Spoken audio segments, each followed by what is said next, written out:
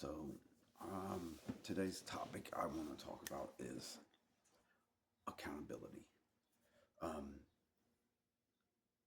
I'm trying to not make this too long, but so before I went to before I went to Maine, I had a thought.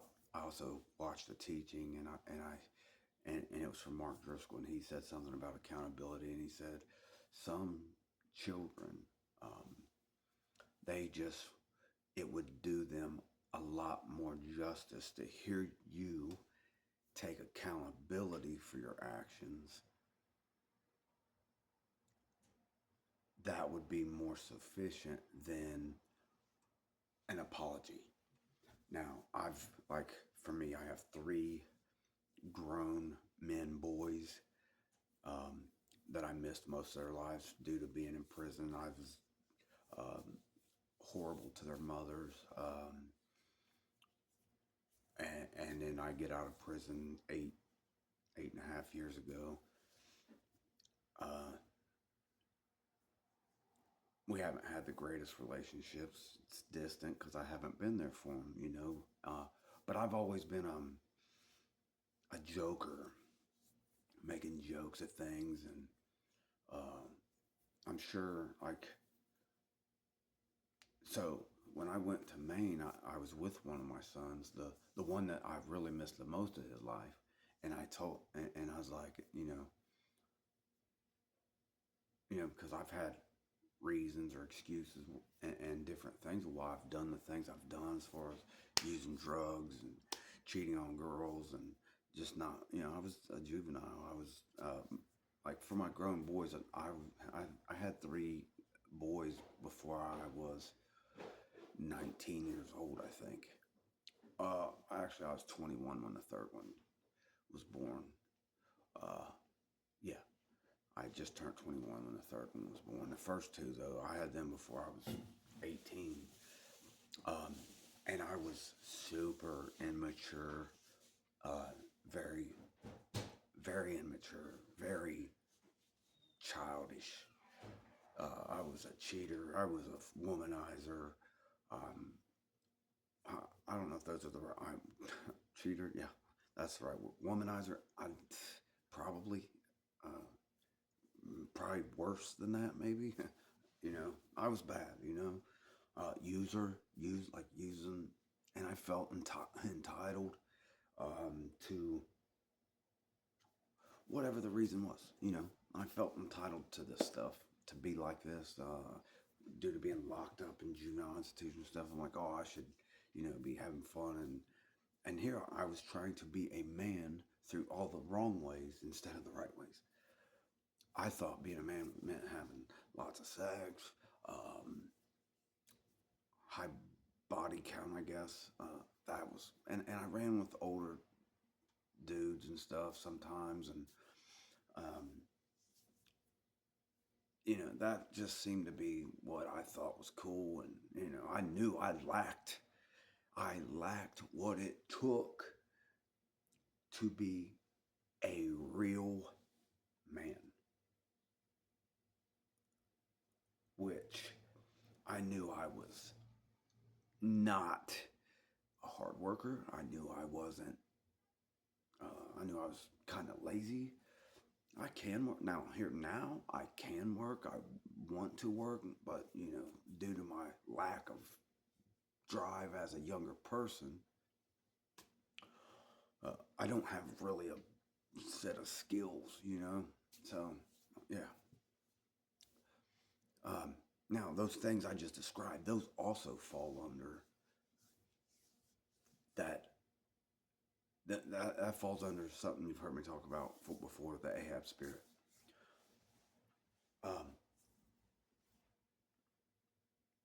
So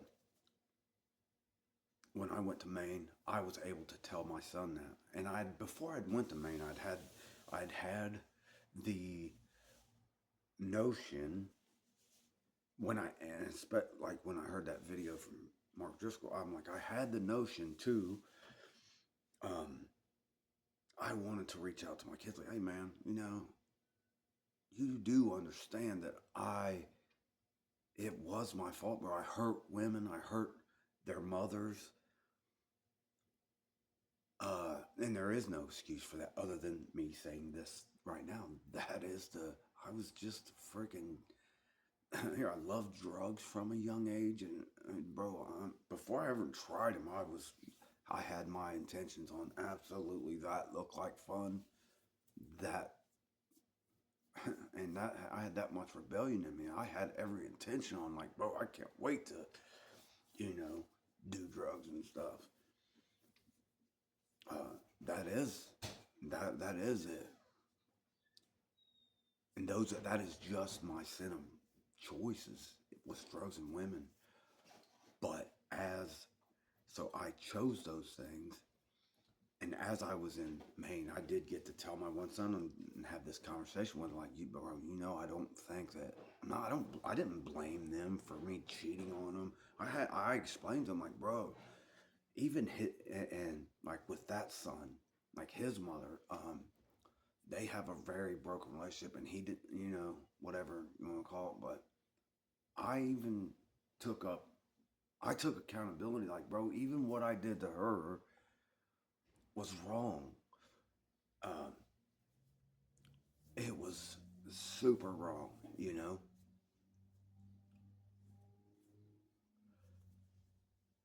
regardless of her character or whatever.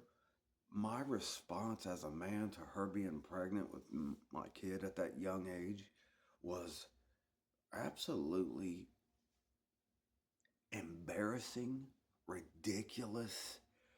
It is ugly for, and it's all I feel like I carry a ugly. I mean, I was high on acid, dude, when this girl come and told me she's pregnant, and I'm literally in a house trying to mess with another girl while I got another girl, my first kid's mom, living 2 streets over. It's a nightmare, and I'm on acid. Like, hey, just it's ridiculous, man. It's I don't, it was ugly, man.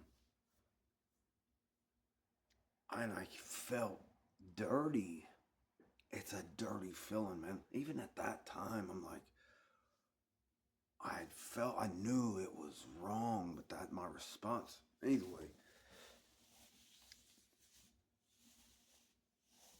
that's who I was, and I accept, you know, I accept accountability for that. I hurt these girls, uh, and I abandoned my kids for the streets, for whatever reason it was, for me to go run the streets and end up in prison.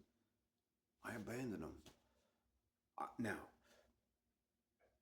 how do I justify it to myself? Or I'm thankful that I I took advantage of the mother in another sense, that I chose a woman that I knew was a good mother for the most part, except for the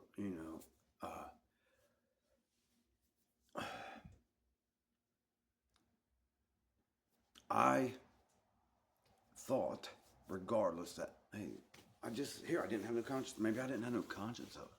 I didn't think that far into it. I was thinking about girl sex, and I was very careless. I was childish, um, and that's it. But as a man, I didn't do my job regardless.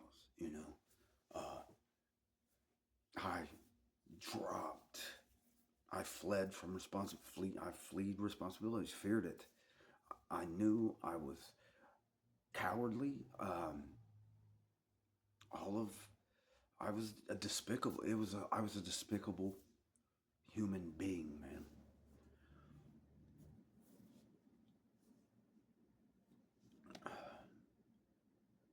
So that's what I wanted to speak about, like with the accountability. Like, so I've been, for me, see, some of us have different sins, whatever it might be. My favorite sins has always been drugs and women, and uh, I've been accused of, or like, I've had people say I had a woman hating spirit. I don't hate women by far. Now, has there been maybe some root of some kind of bitterness maybe at some point? Oh, I absolutely love women. I don't like here. Do I have a problem with? But I do have a problem with deceit. And I'm not to sit. And it's not to say like, hey, I've been a drug addict. I've always been a bold drug addict and pretty much a bold um, cheater. When I say bold, like I've never, I don't hide that. I didn't hide it from my kids. Like my boys knew that. They knew, and especially coming out of prison as an adult, when I would drink or something or got back into that, I think they had to see me come out of prison and dive back into, like I was drinking as soon as I got out of prison, and I think it probably looked ugly, and they expected me to fall right back into the same pattern I've always done.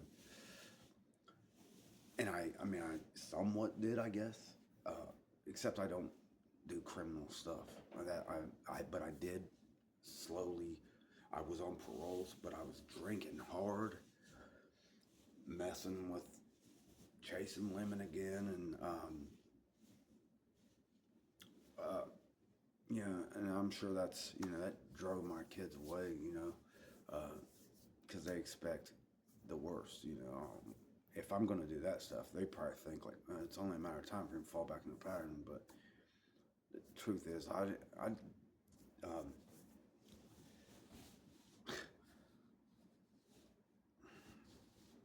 I have never. I was a sucky. I was a moronic criminal. I sucked at crime. All my crimes was that I've been to jail. All the time I've done, you'd think I should have killed somebody or something, but it's petty crimes that are nonsense, spur of the moment. Like so, I have two gun specifications. I've never carried a real gun in my life, but I have two gun specifications. I got an ag robbery, ag burglary. I'm not a robber or a burglar. I don't know how to break into people's houses. Hence is why I went to prison for it. I did spur of the moment nonsense, um, and it costed me. Hope, excuse me, I'm trying not to get off. Hopefully, I'm not getting off subject. But that's what I wanted to talk about was the accountability, man.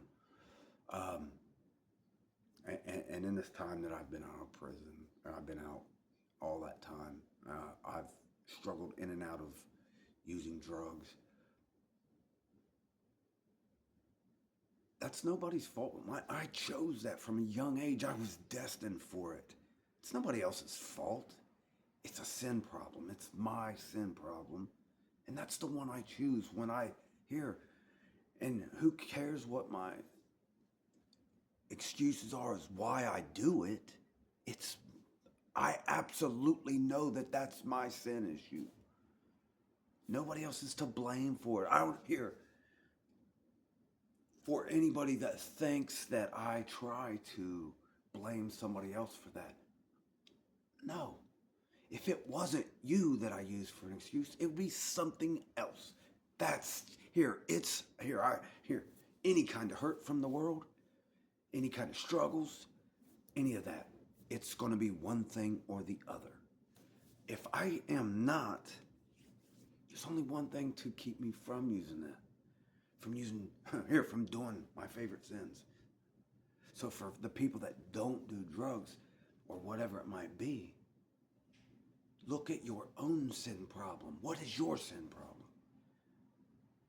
See, it's easy for us to look at other people's sin problems and here, drugs is just the favorite one. Oh, what's worse than that? Child molesters, sex offenders. Here, that. So here, but down the line, boom, and then it's drug addicts. Then, which criminals fall under drug addicts, whatever. But here, but everybody likes to look at the sin that they don't do And that's the one that they want to condemn. You know, I don't, drugs is I don't want that to get off. Drugs is horrible. It's freaking witchcraft. It's occult behavior. Uh, it's horrible. Very demonic. All these things are bad. And I agree that there is, I think, different levels of sin. But that's my problem. And I do take accountability for it. I do want to. I'm here. So back to my kids. Bam. I have the 3 grown boys. And that's my message to them. And their mothers that I wanted to make that message to their mothers too. Like, because I did talk to one of my kids' mom. I'm like, hey man, and from her behavior, I'm like, I hope you're not letting something I did to you at a young age drive you to be like I did her. You know what I'm saying? I was like, man, are you mirroring my behavior that I did to you? Or are you still living off of that hurt? And I was trying to show her, because I learned a lot of stuff about psychology, and I'm like, I wanted to, like, hey man, like, I know that she has a good heart. I know that and I'm like, man, I don't want to be responsible. I don't want to destroy that in anybody. So I'm trying to coach her to, like, I know that you're better than you are, than you portray. I know your heart. And I know that with another of my kids, with my kids' moms, period. And I know that I am a big part of, of hurting them at a young age. And I carry guilt for that. Not no more, because here, I'm learning. I've been here carrying guilt, condemnation, and shame. Something I just learned about that. It's a sin. Why would we carry something that God has? He casts it into a sea of forgetfulness for us to carry it. Now, this is a hard topic as far as our sin scars us. And we carry that. And it's easy for God to forget it. Not so much for us. But some people, I think they justly carry it. And they feel good about, like, hey, well, and they'll proudly say, I've been there, like, hey, I deserve to carry that. I deserve to keep it. You know what I mean? I deserve to keep condemnation and guilt and shame. But that's a tool, not of God. Guilt, condemnation is absolutely a tool of the enemy. He is the accuser. The devil is the accuser. So if you're carrying that, it's hard. It's absolutely hard to let go. But if you're carrying it and you think, and you're doing it, and you're carrying it on a selfish, like with a prideful, like you're punishing yourself and that's going to get you off type thing, that's not going to cut it. It's a sin.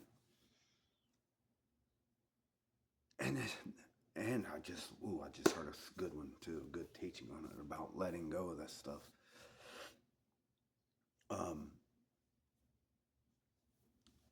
So I have a 6-year-old daughter. I've done a lot of wrong by her mother, and here I am in a situation again where, like, I absolutely would love to be with my daughter, but I tried. I don't know what's going to happen with that, but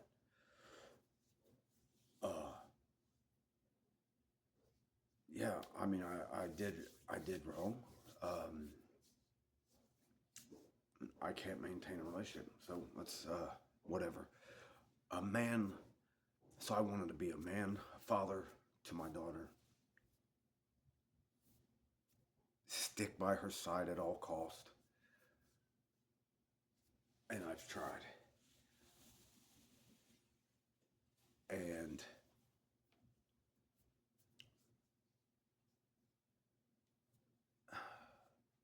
here I am again, like, okay, if I can't be a man of my family, I can't lead my children, I can't lead a woman, I can't do none of that.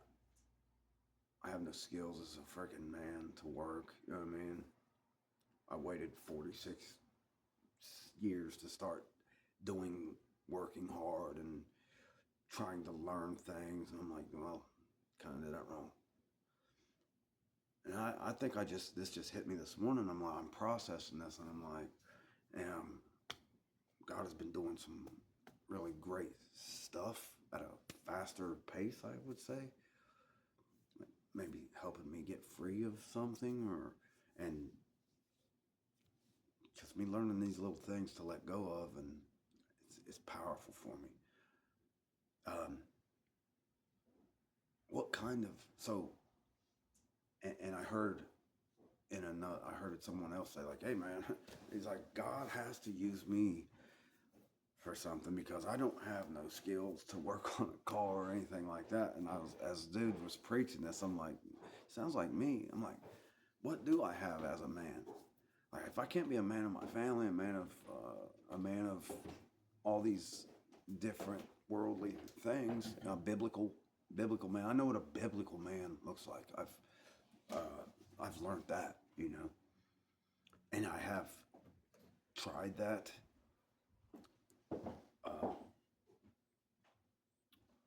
Not always easy. And I had my own little revelation I was kind of proud of. I'm standing in line somewhere, like, if you want to lead your family, this is what I think maybe a woman needs to understand. If a man wants to lead his family and his children, he isn't just a leader. He's following Christ. So, but that was my little revelation on it was, if you want to lead your family and you want to lead your children, follow Christ. That's the answer. And they should fall in line, whatever.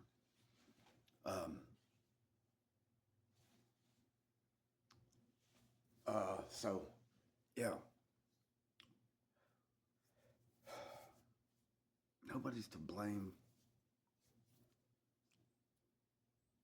for my actions. It's my sin. That's my choice. It's what I've done.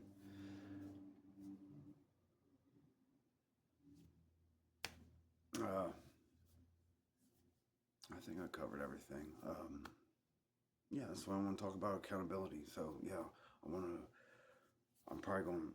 have to reach out to I made this video, but I don't know if my kids' moms watch it and all that stuff. That's just the life I lived, and that's who I was. I'm absolutely ashamed to hurt the people I've hurt. I take full responsibility for that. I was a scumbag, man. That's the truth, man. I'm still struggling. I just want to be a good biblical man. And it's not easy. I mean, but I think I'm to the point I've had to sacrifice everything. And that's all I have it's put me in a situation now to where I have nothing else but to follow God, wholeheartedly. Because I've held on to, so like, I've tried the family thing, and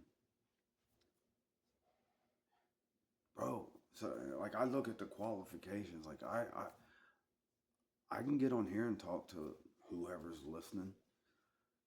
And I know if you face me and you want to ask me questions, I can freaking counsel And I'm not trying to be arrogant. I just know some things, and I know things emotionally and realistically, so I can counsel or coach through situations and how dealing with things, not in a manipulative way. Here, I just take the small gifts I have, man. They mean something. God gave them to me for a reason, man. But I have weaknesses that come with it. I don't like. I'm I, I'm slow to deal with people. You have to bring it out of me, and I will, man. My heart's there, but I also have a little bit of anxiety and stuff about just dealing with people, man.